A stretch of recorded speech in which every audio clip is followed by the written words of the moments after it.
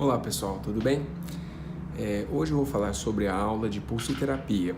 Como nós não conseguimos fazer a apresentação ao vivo, devido ao tempo curto no ambulatório, eu vou tentar passar as ideias principais sobre a pulsoterapia, como nós temos feito a pulsoterapia atualmente e quais são os princípios que vocês devem seguir para realizar, para indicar e para controlar os pacientes que estão com esse tipo de tratamento, tá certo? Vamos lá?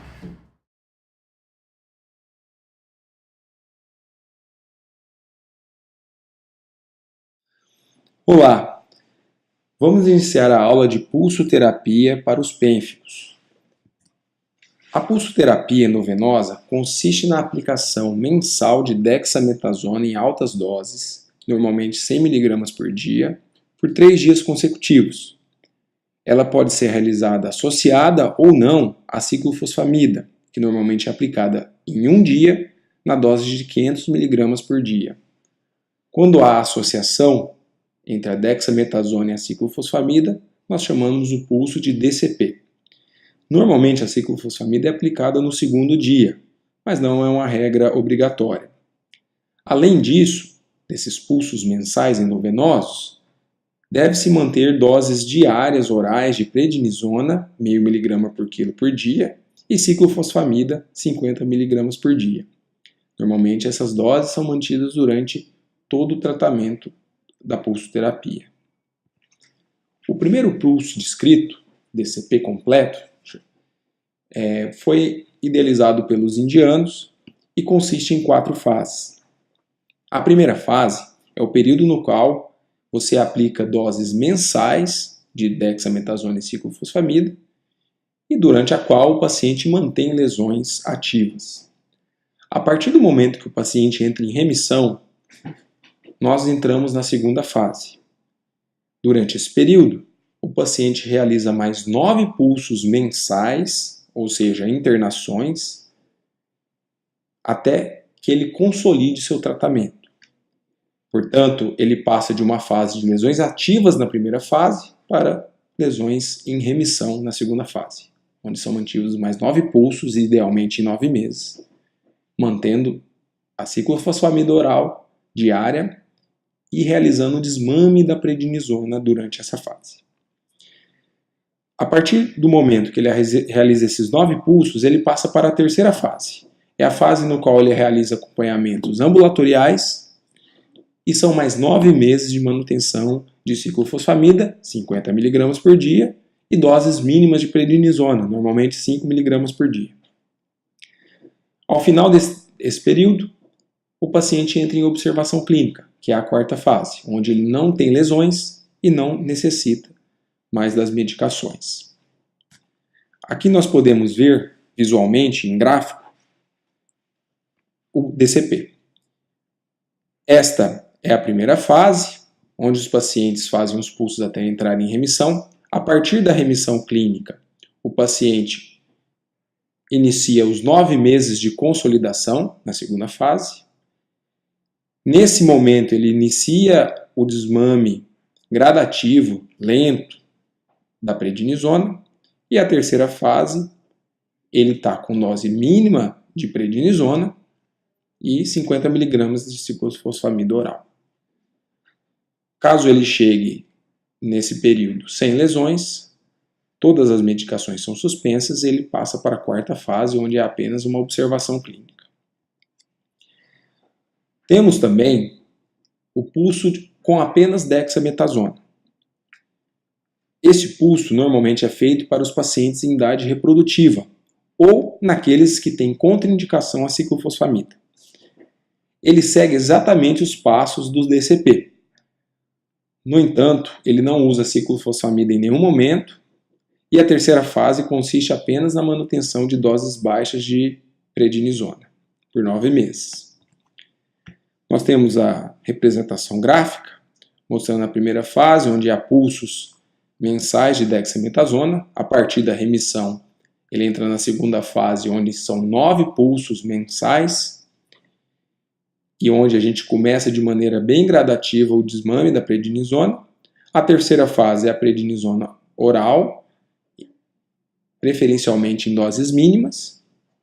E ele entra na quarta fase a partir do momento que ele atinge todo esse período sem nenhuma lesão clínica, entrando em observação e ficando sem nenhuma medicação. A professora Ana, através dos estudos das publicações dos indianos, notou que havia um trabalho onde eles compararam o pulso tradicional com 4 fases com o DCP curto ou mini DCP. Nesse formato, não há a segunda fase. Ela é suprimida, sendo que os pacientes passam diretamente da primeira fase para a terceira fase. Ou seja, os pacientes com lesões pulsam mensalmente e no momento em que eles entram em remissão, eles vão diretamente para o ambulatório. E eles fazem mais 9 meses de ciclofosfamida oral 50 mg por dia e o desmame da prednisona é realizado nesse período. A partir do momento que eles completam 9 meses sem lesões, eles entram para a quarta fase, ou a última fase, onde eles não têm lesões e já param as medicações. O interessante é que os pacientes que realizaram esse tipo de pulso obtiveram remissão clínica e tiveram menos efeitos colaterais, muito provavelmente por um menor acúmulo dessas drogas. Aqui uma representação gráfica mostrando o DCP curto ou mini DCP, onde nós temos pulsos até a remissão, depois nós pulamos diretamente para a terceira fase, onde o paciente vai para o ambulatório tomando ciclofosfamida oral e onde é realizado o desmame lento e gradual da prednisona até ele chegar à quarta fase. Nós temos um cuidado maior com esses pacientes pela chance ligeiramente maior deles terem recidiva. E lembro, um detalhe, que o pulso exclusivo de dexametasona não há comprovação científica de se fazer esse mini pulso. Portanto, os pacientes apenas com dexametasona devem continuar fazendo a segunda fase, ou seja, os 9 meses de consolidação na pulsoterapia. Quais são os cuidados importantes para os pacientes que vão realizar a pulsoterapia? Então, antes de iniciar o tratamento, nós temos um checklist de exames e avaliações que devem ser feitas de maneira individualizada com cada paciente, mas que normalmente são feitas anualmente. Então, o hemograma, VHS, PCR, urina, sorologias, função renal, enzimas hepáticas, lipidograma, FAM, TSH e anti-TPO, PSA, PPD, raio-x de tórax e eletrocardiograma. São os exames imprescindíveis para o pulso. As avaliações e atualizações são as vacinas, lembrar das vacinas especiais para os pacientes que necessitam, os antiparasitários, obrigatoriamente feitos de maneira anual, GO para os pacientes do sexo feminino, odontologia, urologista para os do sexo masculino, densitometria óssea e o screening de neoplasias, em especial para os pacientes em uso de ciclofosfamida. Eu lembro que esse guia deve ser individualizado para cada paciente, de acordo com a sua doença, sua idade, suas necessidades e comorbidades. Durante a pulsoterapia, alguns exames são obrigatórios pelo menos a cada 3 ou 4 meses. Hemograma, glicemia, urina do tipo 1. Lembro aqui nesse momento a cistite hemorrágica da ciclofosfamida, um efeito colateral que nós tememos, mas que graças a Deus nós vemos pouco. As enzimas hepáticas e função renal. Durante os pulsos, os exames devem ser baseados nos sintomas clínicos, eventualmente na idade do paciente e nas comorbidades. Lembro que o beta-HCG é de extrema importância para os pacientes em idade fértil. A anticoncepção, em especial para quem usa ciclofosfamida, deve ser rigorosa. Então, mais uma vez eu lembro que essas datas e essas indicações devem ser individualizadas para cada paciente. Aqui mais algumas orientações, então como se dilui, né? A dexametasona diluída em 500 mg de soro glicosado 5%, deve-se correr em 2 horas, tá? Isso deve ser feito durante 3 dias consecutivos. A ciclofosfamida também em soro glicosado, também deve ser corrida em 2 horas, em Y com a dexametasona. Tá? E lembro que no D2, do pulso, ou seja, no dia que é aplicada a ciclofosfamida, há medicações especiais para serem aplicadas. Destaco o Mesna, que é um quelante da acroleína, um metabólito da ciclofosfamida que irrita a mucosa da bexiga, podendo levar a cistite hemorrágica e a neoplasia de bexiga. Outro ponto importante é a realização do pulso com soro fisiológico, ao invés de soro glicosado nos pacientes diabéticos. Caso se realize o pulso com soro glicosado, associado à dexametasona, pode-se ter um descontrole grande dos diabéticos. Então esse é um ponto interessante a ser lembrado. Durante a infusão é importante checar a pressão arterial, é um risco de hipertensão. O pulso ele deve ser corrido em 2 horas devido à meia-vida e ação das drogas. Tá? E, mais uma vez, lembrando o soro fisiológico para os diabéticos. Entre as infusões, deve-se avaliar cefaleia, fraqueza, infecções, candidíase e herpes impetigo.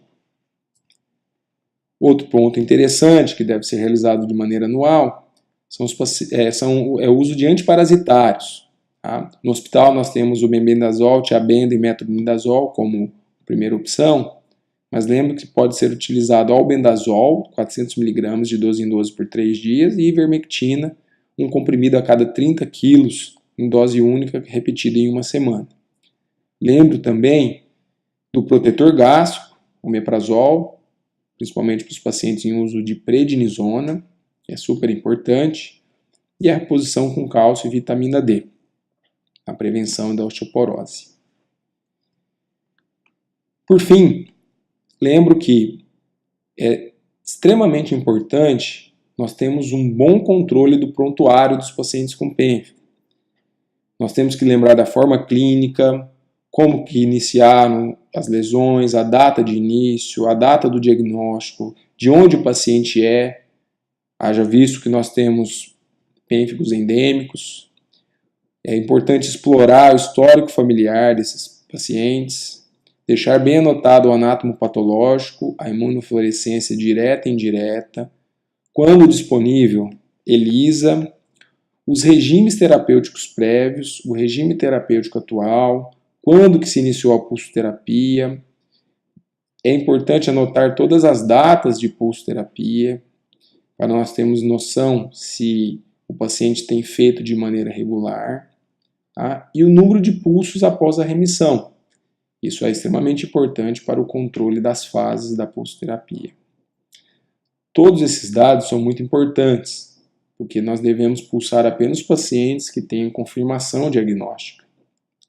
E esse controle nos ajuda a ter uma ideia mais global do tratamento do paciente e, em caso de necessidade de resumos, solicitação de medicações especiais, facilita muito a confecção de resumos clínicos.